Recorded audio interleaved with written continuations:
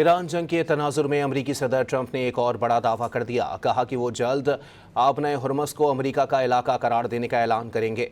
Iran बुरी तरह हार रहा है। दूसरी जानिब ईरानी नायब सदर काजिम गरीबाबादी का कहना है कि आपने हुर्मुज़ पर किसी ट्वीट या जहाज से कब्जा मुमकिन नहीं।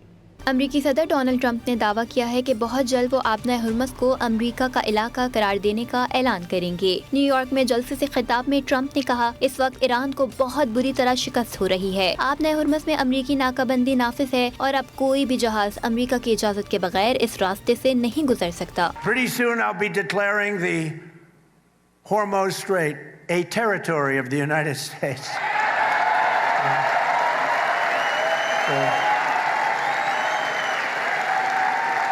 Essentially, that's what it is. We have the blockade.